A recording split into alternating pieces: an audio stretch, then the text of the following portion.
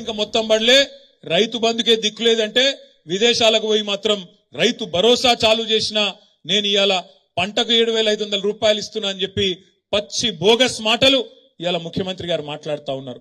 రేపా రైతు భరోసా విషయంలో కూడా మరి ఎండాకాలం పంట మళ్ళీ నాటేసే టైం వచ్చింది అంటే రైతు భరోసాగిన చాలు కాకపోతే ప్రజలు రైతులు ఊరుకోరు.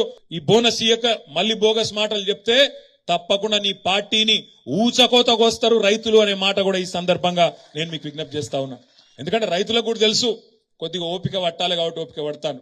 ఇప్పుడిప్పుడే వచ్చిండు కదా, మీరు కూడా ఎగిరిత పడకుండా బిడ్డ, తొందర పడకుండా అంటారు. మేమేం తిడతలేము, ఎగిరిత పడతలేం, విమర్శ చేస్తలేం, యాద్ చేస్తున్నాం.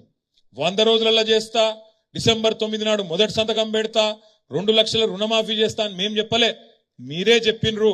చెప్పిన దాన్ని మీకు యాద్ చేస్తున్నాం, వేరే మాట మాట్లాడతలేం. మా ఆడబిడ్డలకు చెప్పినారు, మీరు తులం బంగారం ఇస్తామన్నారు. కళ్యాణ లక్ష్మి కేసీఆర్ ఇస్తాండు, దాంతో పాటు తులం బంగారం ఇస్తా అంటుండు. మొన్న శ్రీధర్ బాబు గారు ఇక్కడ మంత్రిల కళ్యాణ లక్ష్మి చెక్కులు ఇచ్చిండు. ఏమాయ తులం బంగారం శ్రీధర్ బాబు గారు అంటే మెమ్మెమ్మే బెబ్బెబ్బే ఇప్పటిదాకా లేదు. ఈ రోజు రైతు భరోసా విధి విధానాలను ఖరారు చేయడానికి రైతు సంఘాలను, రైతు కూలీ సంఘాలను, రాజకీయ పార్టీలను, వివిధ వర్గాల నుంచి సలహాలు సూచనలు తీసుకొని విధి విధానాలు ఖరారు చేసి పారదర్శకంగా ప్రజలకు వివరించే విధానపరమైన నిర్ణయం తీసుకోవడానికి రైతు భరోసా కోసము మంత్రివర్గ ఉపసంఘాన్ని నియమించినము.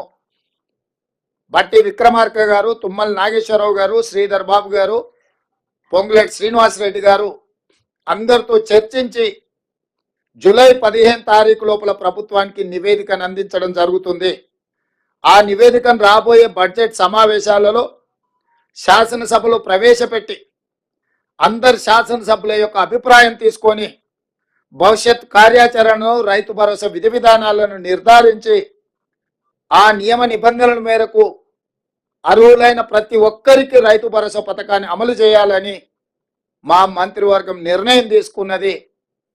ఈ విషయాలు కూడా మీ ద్వారా రాష్ట్ర రైతాంగానికి మేము చెప్పదలుచుకున్నాము. మా ప్రభుత్వం జవాబుదారీతనంగా పనిచేయాలనుకుంటుంది. పారదర్శకంగా ప్రజల ముందు మా విధి విధానాలను పెట్టి ముందుకు నడవాలనుకుంటున్నాము.